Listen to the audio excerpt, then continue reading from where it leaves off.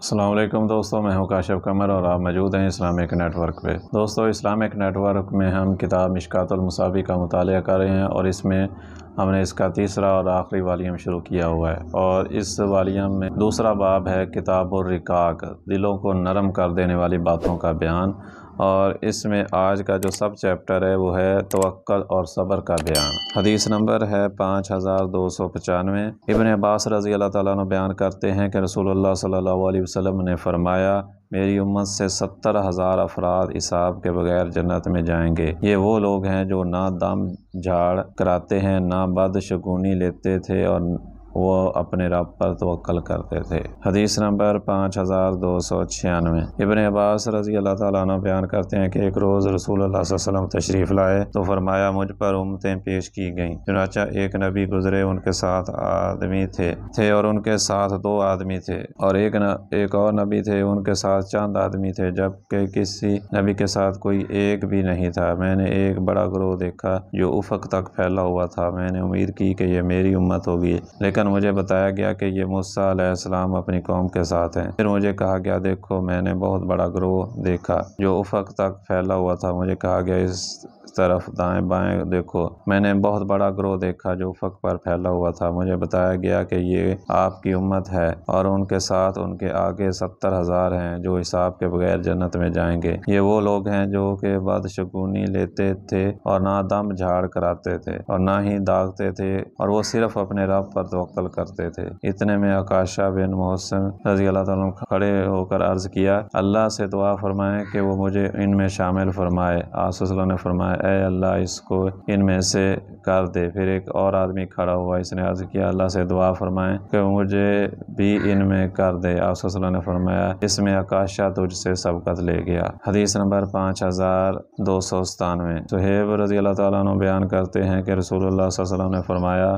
مومن کا معاملہ بھی عجیب ہے، اس کا ہر معاملہ اس کے لیے باعث خیر ہے، اور یہ چیز صرف مومن کے لیے خاص ہے۔ اگر اسے کوئی نعمت میسر آتی تو وہ شکر کرتا ہے اور یہ اس کے لیے بہتر ہے، اور اگر اسے کوئی تکلیف پہنچتی ہے تو وہ صبر کرتا ہے اور یہ بھی اس کے لیے بہتر ہے۔ حدیث نمبر 5298۔ ابو ہریرہ رضی اللہ تعالیٰ عنہ بیان کرتے ہیں کہ رسول اللہ صلی اللہ علیہ وسلم نے فرمایا، قوی مومن ضعیف مومن سے بہتر ہے، نیز وہ اللہ کو زیادہ پسند ہے، اور سب مومنوں میں خیر ہے۔ تو اپنے لیے نفع بخش چیز کے لیے محنت تو کوشش کر، اور اللہ سے مدد طلب کر، اور عاجزی و سستی نہ کر، اور اگر تجھے کوئی نقصان پہنچے تو ایسے نہ کہو، اگر میں اس طرح کرتا تو اس طرح ہوتا، بلکہ ایسے کہو، اللہ نے مقدر کیا اور جو اس نے چاہا سو کیا، کیونکہ لفظ اگر عمل شیطان کھولتا ہے۔ حدیث نمبر 5299۔ عمر بن خطاب رضی اللہ تعالیٰ عنہ بیان کرتے ہیں کہ میں نے رسول اللہ صلی اللہ علیہ وسلم کو فرماتے ہوئے سنا،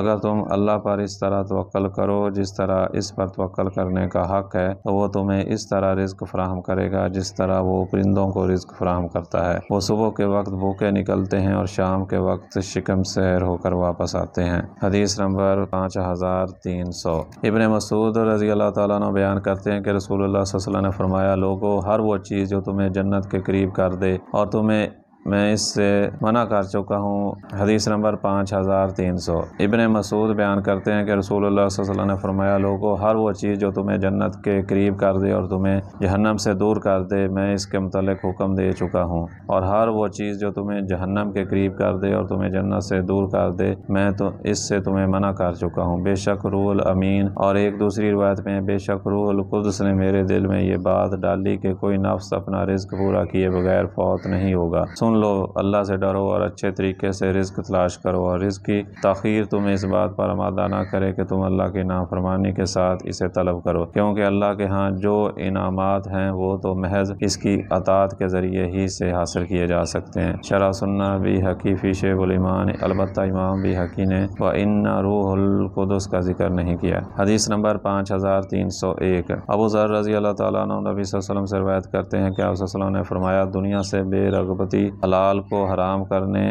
اور مال ضائع کرنے کا نام نہیں، بلکہ دنیا سے بے رغبتی یہ ہے کہ جو کچھ تیرے ہاتھ میں ہے وہ اس چیز سے ہے جو کہ اللہ کے ہاتھوں میں ہے۔ زیادہ قابل اعتماد نہ ہو اور یہ کہ نہ ہو تو مصیبت کے ثواب میں جب تو اس میں مبتلا کر دیا جائے، رغبت کرنے والا کہ وہ مصیبت تجھے نہ پہنچتی۔ ترمذی ابن ماجہ۔ امام ترمذی نے فرمایا یہ حدیث غریب ہے اور عمر بن واقد راوی منکر الحدیث ہے۔ حدیث نمبر 5302۔ ابن عباس بیان کرتے ہیں کہ ایک روز میں رسول اللہ صلی اللہ علیہ وسلم کے پیچھے سواری پر بیٹھا ہوا تھا کہ آپ صلی اللہ علیہ وسلم نے فرمایا، لڑکے تو اللہ کے احکام کی حفاظت کر، اللہ تیری حفاظت فرمائے گا۔ تو اللہ کے حقوق کا خیال رکھ تو اسے اپنے سامنے پائے گا، اور جب تو سوال کرے تو صرف اللہ سے کر، جب تو مدد طلب کرے تو صرف اللہ سے مدد طلب کر، اور جان لے کہ اگر پوری امت بھی جمع ہو کر تجھے کچھ فائدہ پہنچانا چاہے تو وہ تجھے اس سے زیادہ کچھ فائدہ نہیں پہنچا سکتی جو اللہ نے تیرے لیے لکھ دیا ہے، اور اگر وہ تجھے نقصان پہنچانے کے لیے جمع ہو جائے تو وہ تجھے اس سے زیادہ کچھ نقصان نہیں پہنچا سکتی جو اللہ نے تیرے لیے لکھ دیا ہے۔ قلم اٹھا لیے گئے اور صحیفے خشک ہو گئے۔ حدیث نمبر 5303۔ سعد رضی اللہ تعالیٰ عنہ بیان کرتے ہیں کہ رسول اللہ صلی اللہ علیہ وسلم نے فرمایا انسان کی سعادت مندی اسی میں ہے کہ وہ اپنے بارے میں اللہ کی قضاء اور قدر پر راضی ہو۔ انسان کی بد نصیبی ہے کہ وہ اللہ سے خیر طلب کرنا ترک کر دے، اور انسان کی بد نصیبی ہے کہ وہ اپنے بارے میں اللہ کی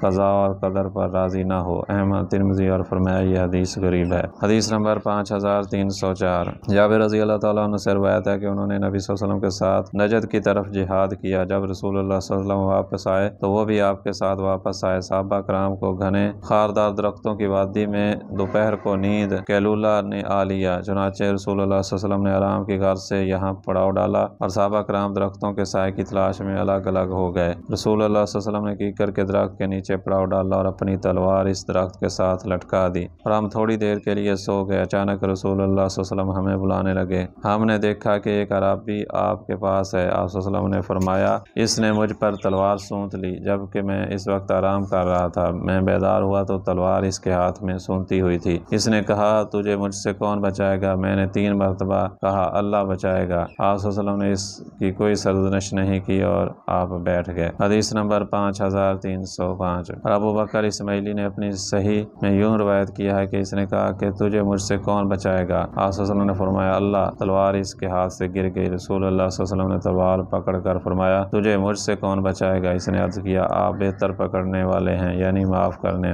دینے۔ آپ صلی اللہ علیہ وسلم نے فرمایا تم گواہی دیتے ہو کہ اللہ کے سوا کوئی معبود برحق نہیں، اور یہ کہ میں اللہ کا رسول ہوں؟ اس نے کہا نہیں، لیکن میں آپ صلی اللہ علیہ وسلم سے یہ عہد کرتا ہوں کہ میں آپ سے نہ تو قتال کروں گا اور نہ آپ سے قتال کرنے والوں کا ساتھ دوں گا۔ آپ صلی اللہ علیہ وسلم نے اس کا راستہ چھوڑ دیا، اسے جانے دیا۔ اور ابھی اپنے ساتھیوں کے پاس آیا اور کہا میں بہترین شخص کے پاس سے تمہارے پاس آیا ہوں۔ کتاب الحمیدی اور ریاض الصالحین میں اسی طرح ہے۔ حدیث نمبر 5306۔ ابو ذر سے روایت ہے کہ رسول اللہ صلی اللہ علیہ وسلم نے فرمایا میں ایک ایسی آیت جانتا ہوں کہ اگر لوگ اس پر عمل کریں تو وہ ان کے لیے کافی ہو جائے۔ جو شخص اللہ سے ڈر جائے تو وہ اس کے لیے تمام مشکلات سے نکلنے کی راہ پیدا فرما دے گا، اور اسے ایسی جگہ سے رزق فراہم کرے گا جس کے بارے میں اسے وہم و گمان بھی نہ تھا۔ حدیث نمبر 5307۔ ابن مسعود بیان کرتے ہیں کہ رسول اللہ صلی اللہ علیہ وسلم نے مجھے یہ عہد سکھائی بے شک میں ہی رزق عطا کرنے والا، قوت و طاقت والا ہوں۔ ابو داؤد، ترمذی اور انہوں نے فرمایا یہ حدیث حسن صحیح ہے۔ حدیث نمبر 5308۔ انس رضی اللہ تعالیٰ عنہ بیان کرتے ہیں کہ رسول اللہ صلی اللہ علیہ وسلم کے دور میں 2 بھائی تھے، ان میں سے ایک نبی صلی اللہ علیہ وسلم کی خدمت میں حاضر ہوتا تھا جبکہ دوسرا کاروبار کیا کرتا تھا۔ کاروبار کرنے والے نے اپنے بھائی کی نبی صلی اللہ علیہ وسلم سے شکایت کی تو آپ صلی اللہ علیہ وسلم نے فرمایا شاید کہ تمہیں اس کی وجہ سے رزق دیا جاتا ہے۔ ترمذی اور فرمایا یہ حدیث صحیح قریب ہے۔ حدیث نمبر 5309۔ عمرو بن عاص بیان کرتے ہیں کہ رسول اللہ صلی اللہ علیہ وسلم نے فرمایا بے شک انسان کے دل کا ہر وادی میں حصہ ہے۔ جو شخص اپنے دل کو تمام حصوں کے پیچھے لگاتا ہے تو اللہ کو اس کی پرواہ نہیں، خواہ وہ اسے کسی بھی وادی میں ہلاک کر دے، اور جو شخص اللہ پر توکل کرتا ہے تو وہ تمام حصوں سے کفایت کر جاتا ہے۔ حدیث نمبر 5310۔ ابو ہریرہ رضی اللہ تعالیٰ عنہ سے روایت ہے کہ نبی صلی اللہ علیہ وسلم نے فرمایا تمہارے رب عز و جل نے فرمایا اگر میرے بندے میری اطاعت کریں تو میں رات کے وقت ان پر بارش برساؤں اور دن کے وقت ان پر سورج نکالوں اور انہیں گرج کی آواز بھی نہ سنایا ہوں۔ حدیث نمبر 5311۔ ابو